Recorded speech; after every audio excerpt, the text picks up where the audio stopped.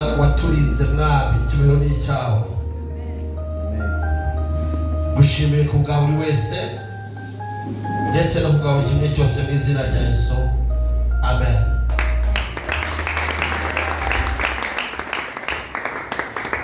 What the enemy meant for evil, God is turning it around.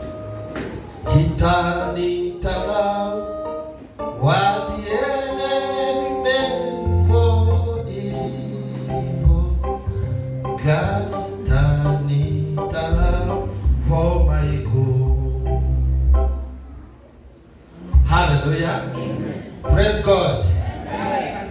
Praise God. Praise God. Amen. Hallelujah. Amen. God is good.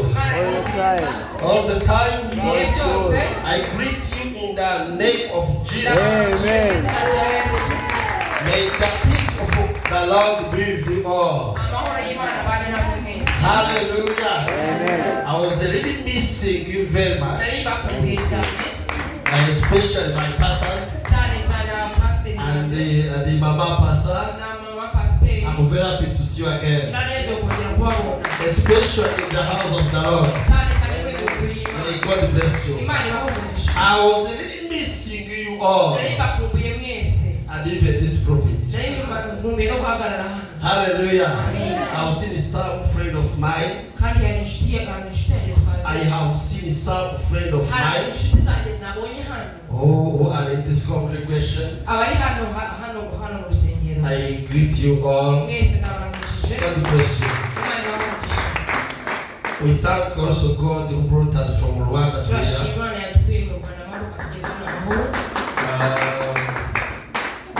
It is so wonderful. Hallelujah. Amen. Hallelujah. Amen. Hallelujah. Amen. I was thinking that the song that I was singing, it says that what Satan made evil, God has been changed it around for my God. Hallelujah. Amen. So blessed to have God, and God can change everything. Everything to our good. Hallelujah. Amen. Hallelujah. Amen. I thank God for the theme of this crusade. It says Thanksgiving. And my word is in Psalms chapter 150. Verse 6. It says all the creatures should thank God. Hallelujah. Amen. Hallelujah. Amen. And the theme of the word, it says that the godly principles of thanksgiving. God principles or heaven principles of thanksgiving. Hallelujah. Amen. Hallelujah. Amen. Ndashaka ku mahame y'ubumana. Ndashaka kutabivuga uyu munsi mu birageze. Yizo kutabiyogera ko rero nende maririza. Ariko reka cyo foundation. Ndeka sitekeho umusingi. Hallelujah. Amen. Hallelujah. Amen. Hallelujah. Amen. Zabashaka rutano haravuze ko Zaburi 15 egambye ati ibihumeka byose bishimurite. Ebino buramu byo nabi byebaze katonda. Uko batubwiye aho bakuye umutwe w'ijambo. Baba batugambye bajya kimwiye yo kungana. Exodus 15:11. Exodus 15:11. It says no who is God like you. Wagamba ati katonda kitamani imana ki yangana nawe. Among all God is who is God like you. Umana zose ni ndiye mana yohana nawe. You know, in that time or in Exodus, there were many gods. But after crossing over, I said Israel. After crossing over of Red Sea, Sea, bamaze kwambuka inyanja itukura, they start singing. batangira kuririmba. They say, who is God Ni Imana ki like you ubanye nawe among all gods? Imana zose. Hallelujah. Amen. Imana zo mu Misiri, Katonda wo mu Misiri, Imana zaho bari bari, bakatonda bo bawo bari, izo bumvishe zose, bakatonda be bawo ngo ni iyihe Mana iwahera? Katonda ki yekananga gwe. Hallelujah. Amen. Bana b'Imana, Bana wa Katonda, tugomba kumenya amahame y'ibwami. tulina okutegeera principles za Katonda. Niba urugo rwawe rugira amahame, Amakago galina principles, n'ubwami bw'Imana bufite amahame. obwakabaka wa Katonda bulina principles. Ndashaka kugenda ku ihame rimwe muzi neza. Njagala kwogera ku principle emuje mumanye mwenna. Mu buzima dufite, Obulamu bwe tulina, bavuga ngo niba nubiba uzasarura, bagamba nti w'osiga ogenda kungula, kandi nubiba amafaranga uzasarura, w'osiga sente ogenda kungula, nubiba ibijumba nibyo uzasarura. w'osiga lumonde ogenda okungula. Ariko ndavuga kubiba no gusarura, Naye njagala kukusiga n'okungula. iyo ni principle y'ubuzima. Eyo principle y'obulamu. No mu bwami bw'Imana harimo amahame. Katonda mulimu principles. Imana yashaka ko tuyishima, Katonda yagala tumwebaze, ariko tuyishimire muri principles naye zayo. tumwebalize mu nnono ze. Hallelujah. Amina. Kuki tugomba gushima Imana? Lwaki tulina okwebaza Katonda? Kubera ko Imana ari nziza. Kubanga Katonda mulungi. Zaburi 150 Zaburi 15 ku murongo wa mbere olunyiri olusooka haravuga ngo mushimire Imana. mutendereze Mukama obutukuvu bwe. Hallelujah. Amina. Mushimire Imana hera. Mwebalize Katonda watukuvu bwe. Kuko Imana ituye ahera. Kubanga Katonda ali watukuvu. Aya magambo arakomeye. Bino bigambo by'amaanyi. Yesu ashimwe. Yesu yeebazibwe. Yesu ashimwe. Yesu yeebazibwe. Iwacu mu rugo Ewaffe waka papa yaratubwiraga ngo nta mwana ugomba gutaha nyuma ya saa moya. taata waffe yatugamba nti waliwo omwana akkiriza okuyingira wano nga saawa emu eyiseeko. Imana ishimwe. Mukama yeebazibwe. iragwenda reka nkomeze mu rurimi rwanjye nibyo byiza. Imana ishimwe. Mukama yeebazibwe. Iyo warenzaga saa moya wososanga saawa emu cyabaga ari ikibazo. kyabanga kizibu. Rero iyo ushaka kubaho neza mu rugo Oyagala kubeerawo omulungi ewaka, ugomba kumenya amahame y'urugo. olina okutegeera ennono z'ewaka. Amahame y'urugo, Ennono z'ewaka, amahame y'ibwami, ennono z'obwakabaka, n'amahame y'ubumana. n'ennono za Bene Katonda. data turasenze, Abooluganda tusabye, turiyirije, tusiibye, turahanuriwe, tulaguddeko, ariko ikijyanye n'amahame y'ibwami ntacyo. naye kifaanagana n'ennono z'obwakabaka teri. Amahame y'ibwami ni iki? Ennono z'obwakabaka teri. Ihame rya mbere Ennono esooka ni ukubanza kumenya iby'Imana yakoze, okusooka okutegeera Katonda bye yakola, ukayishimira ahera hayo gusa. kubanga Katonda ali watukuvu. Ahera hayo gusa. Ali watukuvu. Haleluya. Amen. Ukamenya ko Imana ituye ahera, Otegeera nti Katonda ali watukuvu. ko Imana izira ikintu cyanduye. Otegeera Katonda akyawa ekibi. Haleluya. Amina. Ukamenya ko Imana iri ahantu ifite uburinzi buhambaye. Otegeera nti Katonda alina obukuumi obw'amaanyi. Warangiza ukayishimira ibyo gusa. Neweebaza Katonda ebyo byokka. Kubanga Imana yagushimiye ko utuye ahera, Kwebaza kubanga oli watukuvu. yagushimira ko wera. Kwebaza nti oli mutukuvu.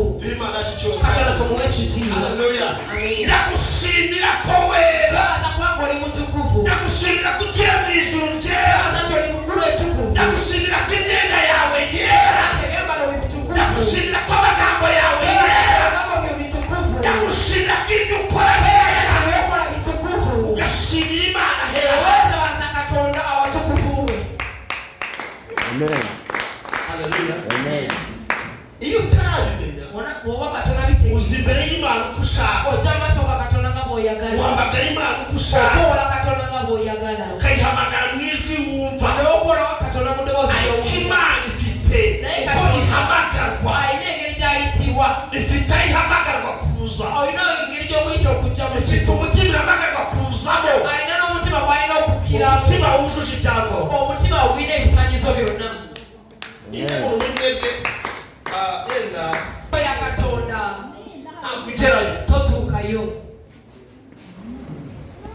Kongera shimire mu isanzure ryawe yaremye. Muwebalize ebbanga lye yatonda. isa warikoze bine bintu wabikolotya.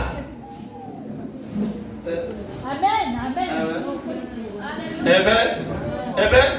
ubundi ijuru warimanitse gute? Eggulu wali wibaze ngo ninde? ani? wibaze ngo ninde? Webuuza nti ani? Haleluya. Amina. ninde utegeka ikirere? Ani afuga ebbanga? mukanya imvura ikagwa, kuba n'entonya, ubundi izuba rikava, n'omusana ne gwaka. ninde ubwira ukwezi gwaka nijoro, Ani agamba omwezi tijangwe izuba gwaka ku manywa, ate omusana tijangwe ibyo emisana? bintu ukabyibaza. N'obirowoozaako. Kuyimba kokka ntabwo ari byo cyane, si kuyimba kokka, ahubwo ni igice kigize gushima. naye paati emu mu kwebaza. Haleluya. Amina. ahubwo gushima Imana naye okwebaza Katonda, ni ukureba ubunini bw'Imana, okulaba obunene bwa Katonda, ni ukureba ubunini bw'Imana, okulaba obunene bwa Katonda, ni ukureba ibyo Imana ikoze, olaba Katonda byakoze. utangira Ennyimba zitandika okukka, ukavuga ibyo ureba. n'oyogera by'olaba. reka duhe Imana ekitiibwa, Katonda tumuwe ekitiibwa, reka tukizamure neza. Katonda tumuwe ekitiibwa. Haleluya. Amina. Haleluya. Amen. umugabo umwe yitwa Isaya. Omusajja omwe gwe bayita Yesaya. Mwajya mwicara Imana bamugisha. Mwetuulire. Yesaya Isaya mu bice byaho bitandatu. essura ya 6. Yesaya yarahanuraga. Yesaya yaragula. Yesaya yavuga ku butumwa. Yesaya yari yabulira enjiri. ariko ageze mu bice bya bitandatu, Nebakyuka mu ssula y'omukaaga, Uwiteka aramubonekera. Katonda n'amulabikira. utarabona ubwiza bw'Imana, Obulungi bwa Katonda. ariko muri uku gusaba Kwebaza. muri iki gihe turimo, Imana igiye kukwereka ubwiza bwayo, Obulungi bwe. igiye kukwereka ukuboko kwayo, Omukono gwe. uzashima bidasanzwe. Mu ngeri etali ya bulijjo. gushima biterwa n'icyo wabonye, Okwebaza kireetera. ntabwo gushima aribyo wumvise. Okwebaza si kintu ky'owulidde. Haleluya. Amina. Haleluya. Amen. Haleluya. Amen. gushima n'icyo wabonye, Weebaza ky'olabye, ntabwo ari icyo si wumvise. kye wawulidde. Imana igiye gufungura amaso, Katonda agenda kubikula ku maaso, abantu barebe, abantu balabe, babone icyubahiro cy'Imana, ekitiibwa kya Katonda, batangire gushima. batandike okwebaza. abantu washimye azana bikeya, Abantu bagamba nti yeebasiza yaleese ebintu. yazanye ibintu abazikabizane Pastor Claude, Omuntu waleeta ebintu abamanyi abireetera Musumba Claude, nka Pastor Claude ariko ne Musumba Claude naye. ariko Imana igiye gufungura amaso. Naye Katonda agenda babikula ku maaso. nureba Pastor Claude Onaalaba Musumba Claude, uzamubonamo ikindi kintu. ogenda mulamu ekintu ekirala. Haleluya. Amen. Haleluya. Amen. hari abantu nigeze mbona abantu bamwe Nalabako abantu abamu Katonda. Haleluya. muyishimire isanzure ryayo. Weebalise Katonda ebbanga lye. Yesaya wagiye kureba Isaya wagenda okulaba, abona intebe, n'alaba entebe, ntabwo yabonye Imana, teyalaba Katonda, abona ukuguru kw'intebe gusa, n'alaba ntebe yokka, abona igishura, n'alaba ekyambalo, ngo arakomeza arakurikirana, n'agezaako okugoberera, arakomeza arareba, n'agezaako okugendera arakomeza arareba, n'alaba aravuga ngo ya Mana ni ndende cyane, Katonda muwanvu nnyo, ya Mana ni ndende cyane. muwanvu nnyo. Haleluya. Haleluya.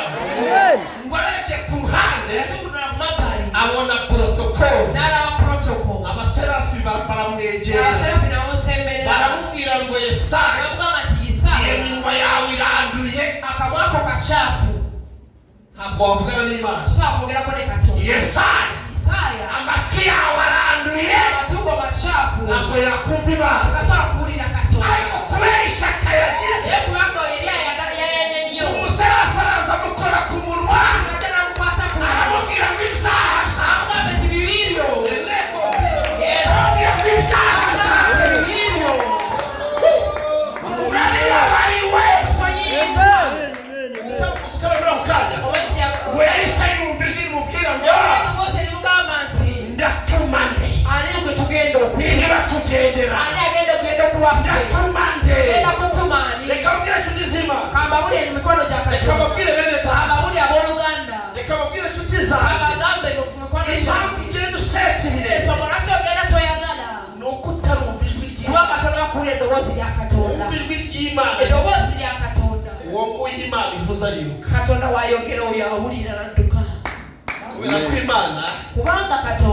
Kubera ko Imana ni ndende. Hallelujah. Hallelujah. Ndashaka kusigasha bibiri kugira ngo nsoze. Turi kumwe ejo no ku cyumweru. Ndashaka kuvuga bibiri nkagarukira afanga. Imana ishimwe. Imana ishimwe. Aho ni mwijuru. Wicaye uhumirize. Utekereze kuri Imana. Utekereze isanzure yaremye. Urebe uko imeze. Uvuge ngo Mana uri gushima. Iravuga ngo mwishimishe iby'imbaraga yakoze. Hari umurima itakoreye ibintu bikomeye hano.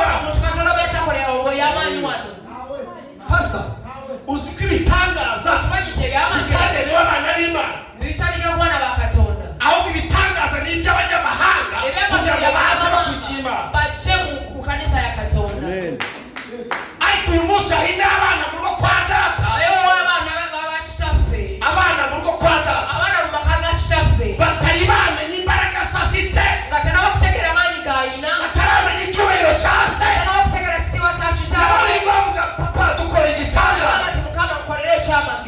Iyo papa warebye aratangara. Aya magambo yarakomeye. Hari abantu mu rugo kwa data bataramenya imbaraga za se. Kandi abana b'Imana bataramenya imbaraga z'Imana, bataramenya icyubahiro cye. Ahubwo ku rundi ruhande abagaragu ugasanga bazi imbaraga z'Imana.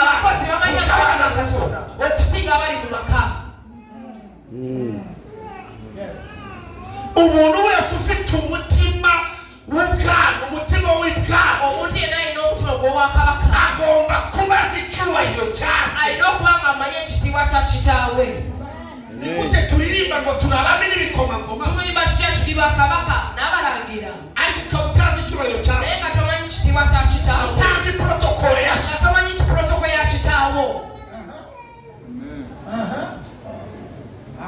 Turabame n'iki n'ibikomangoma ariko icyubahiro cya so ntukizi. None reka tusubire mu itangiriro gatoya. Imana ikurema, Imana indema, yashakaga ko Imana ubwayo yaravuze ngo reka tureme umuntu mu ishusho yayo. Kubera iki? Uzareba uwo muntu wese azabona njyewe. Haleluya. Haleluya. Uri Imana igenda uri isi. Haleluya. Uri igikomangoma kigenda uri isi. Ntabwo uri umuntu usanzwe. Wabwira mugenzi ngo ntabwo uri umuntu usanzwe. Hallelujah. Tell your neighbor you are not normal person. Hallelujah. Just fatiro chizi fatikanda. Kukwata umukono gwe. Mubwire munyegereza ngo nturi umuntu usanzwe. Munyegereza ngo nturi umuntu usanzwe. Hari ibintu bibiri bibaho mu buzima. Iyo ufashe amazi mu kirahuri, amazi mu kirahuri, iyo amazi yateretse, ushobora kugira ngo ni meza. Uzi kugira ngo umenye ko atari meza, you need to shake them. You find some vipers inside. Uzabonamo inzoka mo hasi. Kuko byari hasi byiceretse. Rero hari ubwami bw'Imana bwasinziriye muri wowe buri hasi. Hejuru huzuye ubwoba. Hallelujah. Hallelujah. Tuzamura Imana cy'icyubahiro. Nabwiye utisha fondasiyo. navuze ngo turabana b'Imana turi bana bakatonda ariko umana burahaga nayo bakatonda muri aho muri hano hasi mu ndiba muri aho bansi w'icupa hejuru haje ubwoba burabutwikira wali wo kutiyo kuri aho haje agahinda karabutwikira nda kweri aho wagulu haza ibibazo biratwikira David biri aho wagulu inzara iratwikira Deja riri aho wagulu kuba nakazi biratwikira ibibazo by'ingo biratwikira ibintu byose biratwikira umuntu aruzura ariko yuzura afite n'ubumana muri we. Haleluya. Ikimana igiye gukora muri amasezerano muri iki gitabo ikimana igiye gukora Imana igiye gucurika ibibazo bigiye kumeneka ibibazo bigiye kumeneka ibibazo bigiye kumeneka agahinda kagiye kumeneka bigiye kumeneka bigiye kumeneka bigiye kumeneka bigiye kumeneka ibasika bigiye kumeneka bigiye kumeneka hagiye gusigara wa muntu Imana yarariye wa muntu w'umwijwi ry'Imana hagiye gusigara. Samura haleluya cyane haleluya ntabwo murakora samura haleluya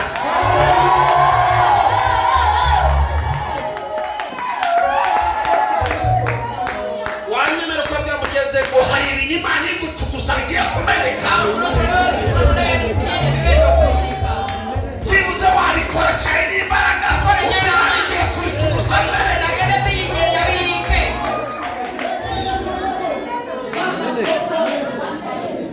kubera iki Imana iri gushakisha abantu bayishima by'ukuri Imana iri gushakisha abantu bayiramya by'ukuri kugira ngo uyiramye bigusaba kuba uri konegite nayo ariko hari igikuta gituma utari konegite ni igikuta cy'ibibazo ariko Imana igiye gucurika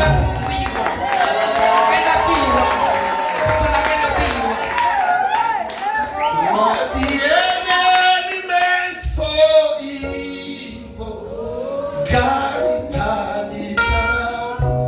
He turned it around. What the enemy, God turned it around for my good. Hallelujah. Hallelujah. Mugere ucere gato kubwira kimwe.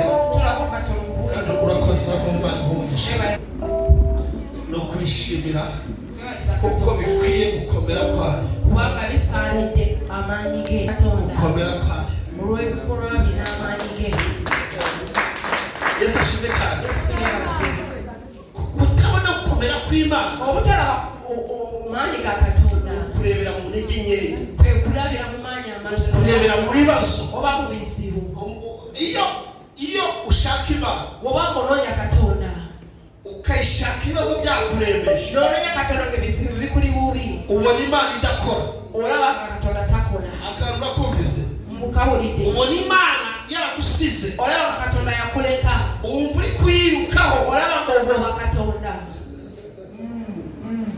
ukayishaka n'omunonya ariko uyishakishijwe n'ibibazo naye ng'omunonya lwa bizibu ubona Imana yaragusize olaba katonda yakuleka ubona Imana yarakwibagiwe olaba katonda yakwera ubona Imana takujjukira ariko bene data naye abooluganda hari ubumana muri twe waliwo oba katonda bonna mufe Wow. ibara y'Imana mujye mureka tuyakomye cyane abezibasa katonda zikwera by'amashyi byanjye ariko Imana irakwiriye. Haleluya. Ariko Imana katonda ni ngari katonda munene ni nziza katonda mulungi ikora ibikomeye katonda akola ebyamaanyi ikora iby'imbaraga akola ebyamaanyi yukayo ni imbaraga ye katonda nga ye Imana yohereza umuriro ye katonda sindika yukayo ni umuriro ate nga naye muliro Imana itanga ubwenge ye katonda gaba amagezi yukayo ni ubwenge nga naye magezi irashaka ko tuyishimira mu isanzure ryayo tumwebaze mu bbanga lye Wow. Wacu mu Rwanda dufite abana b'abaririmbyi kuyimba ne bagamba nti zabuli gye nnyimba ntabwo ari iy'abene Asafu, si zabuli y'abaana ba Asaafu, ahubwo nimva mutima, naye zabuli eva mu mutima. unyumve indirimbo bahimbye kubera kubona ubwiza bw'Imana, oluyimba lwe baafuna olw'okulaba obulungi bwa Katonda. reka babwire inshuti z'Imana, abantu abayimbi muhange imvamutima zanyu n'Imana, enyimba ziba mu mutima atari ukukopa ibyo abandi bakoze. Amen, amen. Uvuga Mana wanyujije ahangaha indirimbo zimanuke, enyimba zike. haleluya, wanguye mu mayima wawe indirimbo zimanuke, eruyimba luke, yari icyo turanga muri indirimbo zimanuke, enyimba zike. izo nizo mvamutima z'abantu, ze nyimba ziva mu mutima, izo mvamutima z'abakozi b'Imana, ze nyimba ziva mu mutima z'abaweereza ba Katonda. ikintu gitangaje ngiye gusoreza, ekintu eky'okusa kye ngenda okumaliza nakyo, Imana irabizi ko ibi bintu bifite. Katonda amanyi nti bino ebintu abirina. Ikintu kibabaje, omanyi ekisinga okwasa ennaku, usanga umwana wawe atabizi, osanga omwana wa Katonda nga tamanyi nti Katonda alina bino byonna. umwana atazi ko se afite omwana wa Katonda nga tamanyi nti taata we alina bino byonna. Imana rero bikayitangaza. Katonda akutunira n'akwewuunya. Yesu ashimwe cyane. Yesu yebaziwe. Yesu nashimwe cyane. Yesu yebaziwe. Yesu ashimwe. Yesu yebaziwe. Hari ijambo bita steward, ni igisonga mu kinyarwanda, igisonga rikoshwa na hari ijambo muri bya bita igisonga. Olwo kika mu Bible kibayita nti omuntu atereka ebintu by'omulala. Iryo jambo riba muri Bibiliya. Ekyo kigambo kiri mu Bible. Ikika gushima Imana. Kibayita okwebaza Katonda. No gushima Imana ko hari ibintu Imana yakuragije. Kwebaza Katonda nti waliwo ebintu Katonda byakuteresa. Ariko atari ibyawe. Naye nga si bibyo. Cyakora akagwa kubiyobora. Naye Katonda n'akuwa okubikulembera obubifuga. No gushima Imana. Kati kwebaza Katonda. Ko yaguhaye amafaranga. Kwebaza Katonda nti Katonda yakuwa sente. Ati saa yawe. Ate nga sente si zizo. Cyakora no kuyaragira. Naye kwe sente ozikozesa. Amafaranga ntabwo yanyu. Sente si za kuko nta zina ryawe riri. Kubanga tekuli linnya lyo. Hariho banki nasiyonali y'igihugu. Kuliko banki enkulu y'eggwanga. Ikikwereka ko atari ayawe. Ekikulaga nti sente si zizo. Ufashe inoti mukayica. Okwata olupapula lumu n'oluyuza. Bagufunga. Basobola okusiba. Sibyo? Si bwe kiri. Kuko uri kwangiza umutungo utari uwawe. Kubanga oli mu kwanona ebitali bibyo. Nyabane data. Si bwe kiri abooluganda. Igisonga cyiza. Kati omuteresa omulungi. Ni ukumenya ko ijwi Imana yaguhaye. Omuntu ategeera nti eddoboozi Katonda yakuwa. Ntabwo ari iryawe. Si liryo. Cyakora rikoreshe. Naye likozese. Mu bwami bw'Imana. Mu wakabaka bwa Katonda. Noneho rero. Kakati nno. Iyo uri igisonga. Obanga oli muteresi. Bakaba barwaye ibintu ngo bibike. Nebakuwa ebintu obitereke. Ibintu bishyira. Iyo shobuja guhamagaye ngo ugire icyo uzana. Bosi wakuyita ubeko kyoleeta. Ntabwo uzana ibya nyuma. Toleeta bisembayo. Akanda gasubiramo ko karagoye. Ngenda kadakuma amaanyi. Iyo shobuja guhamagaye ngo ngwino. Bosi wakuyita ati jangu. Ntabwo ugenda ufite ibya nyuma. Togenda ngo otute bisembayo. Kuko ibyo ufite ni ibye. Kubanga by'olina bibye. Ahubwo umushinga ibya mbere. Naye omutwalira ebisooka. Ibyo bita gushima. Kubanga kye bayita okwebaza. Aho harakomeye. Aho harakomeye. Aho amaanyi. Iyo ugiye gushima. Obanga ogenda kwebaza. Warahinze ibijumba. Nga walima lumonde. Ukaba uzi ko atari wowe wabyejeje. Omanyi nti oyo lumonde si gwe amuletedde n'imbaraga wakoresheje siza. naye wagiye wakozesa si gago. Iyo ugiye gushimira uwaguhaye. Ogenda okwebaza eyakuwa. Ntabwo ujyana utujumba dutoya. Otwala buli lumonde buli obuto. ahubwo urobanura n'ibyambere byiza. Lumonde omulungi. Akaba ari tujyana. Ng'otwala. Icyo nicyo bita gushima. Kye bayita okwebaza Katonda. Amen. Amen. Amen. Hallelujah. Amen. Hallelujah. Amen. Iyo ugiye gushima Imana. Ogenda okwebaza Katonda. Ukaba uzi ko igihe umaze ku isi. Omanyi ebbanga ly'omaze ku nsi si maanyigo. Icyo ukora. Ky'okola. Niba ari amasaha abiri. Obanga ssaawa 2. na telefone uyikuraho. Esimu ogijjako. Ukavuga ngo ndimo ndagushimira. N'ogamba nti ndi mu kwebaza. Fashe gato mu byo wampaye. Ute katono mu bye wampa. Ndimo ndagushimira. Kwebaza. Wow.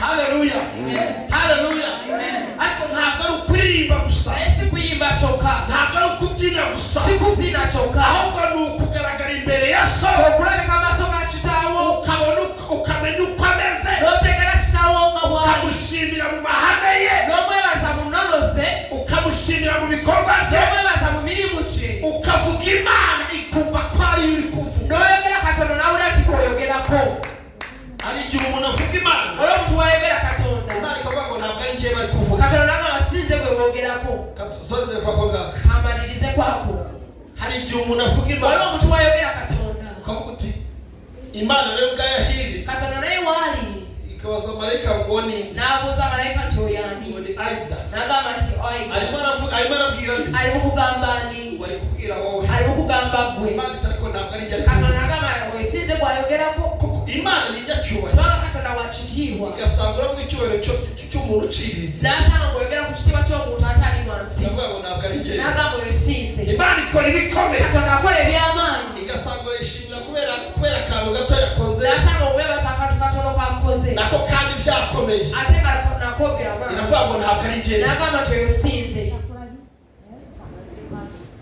akantu karumvikanye inshuti z'Imana biwulidde abooluganda muranyumva inshuti z'Imana mpulira abooluganda dukeneye gushima Imana tulina okwebaza Katonda tukayivuga ukwiye twogera Katonda nga bwali reba uko mpagaze aha laba nga wenyimiridde wano kugira ngo niyumve njyewe nze okwewulira ni ukuvuga ngo ni umugabo ubyibushye kitegeeza nti ndi musajja w'amaanyi ubyibushye omusajja ni ukuvuga ngo ni umugabo ubyibushye njogera nti ndi musajja munene wambaye ishati iciye amaboko ayambadde esaati eri short sleeved wambaye igitambaro cy'icyatsi ayambadde material green ufashe microphone akutte microphone ahangaha nziyumva ko ari njyewe ngenda kuwulira nti yenze ariko ni ukuvuga ngo nambaye ishati y'amaboko maremare olabanga nti yambadde esaati ya mikono emiwanvu ibyo ntabwo bindeba ebyo si tebikwatako nuvuga ngo ndi kugenda hanze nawe ugamba nti nikutambula ebweru kandi mu nzu y'Imana atakale mu nyumba ya Katonda aho rero ntabwo ari njyewe oyo sinze gweyogerako haleluya amiina rero hari abantu basenga Imana aliwo abantu abasaba Katonda bashima Imana beebaza Katonda ariko Imana yatega Katonda amatwi wawuliriza obulungi igasanga ntabwo ariyo bari kuvuga nasabe bogerako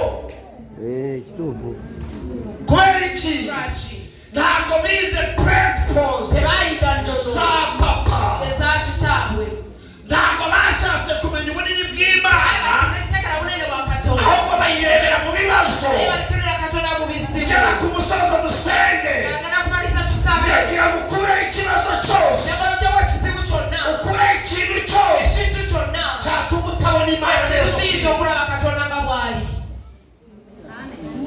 tugiye gusenga tugenda kusaba Yesu ashimwe Yesu yeebazibwe Yesu ashimwe Yesu yeebazibwe Yesu ashimwe Yesu yeebazibwe ongera ubwire mugenzi wawe gamba neighborwo umubwire ngo iga Imana ufate mu kiganiro kwata omukono mugambe nti yiga Katonda urebe mu maso Yesu mutunule maaso mugambe nti yiga Katonda urebe mu maso umubwire ngo iga Imana mugambe nti yiga Katonda shaka Imana noonya Katonda mubwire cyane nacyo bitwa shaka Imana noonya Katonda urimo uramubwira oli mumugamba shaka Imana noonya Katonda shaka Imana noonya Katonda n'imbaraga zayo zose n'amaanyi go gonna n'ubunini bwayo bwose n'obunene bwe bwonna n'icyubahiro cyayo ekitiibwa kye kyonna n'ibikorwa byayo n'ebikolwa bye byonna n'ibyikora n'ebyokola mubwire ngo shaka Imana mugambe nti noonya Katonda ntabwo ndi gukira ndimo ndasenga mubwire ngo shaka Imana noonya Katonda senga Imana ikwiyereke Katonda akwerage reka Imana ikwiyereke Katonda akwerage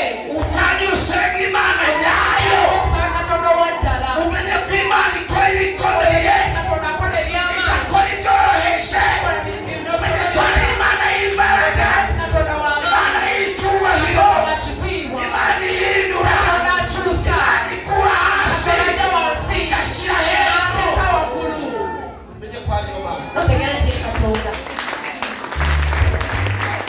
umenye ko ariyo Mana otegere nti ye Katonda umenye ko ariyo Mana otegere nti ye Katonda umenye ko ariyo Mana otegere nti ye Katonda nutabaza bw'onamuyita izakuba Katonda agenda kuwulira nuyihamagara bw'onakoola Katonda agenda kuwulira haleluya Amina. haleluya Amen. haba nijoro obanga kiro Haba ku oba kuma haba mu gitondo oba misana haba uryamye obanga weebase waba ubyutse obanga ozuukuse wausinziriye imani zako kuko Yesu babikiye. Imana babe umugisha.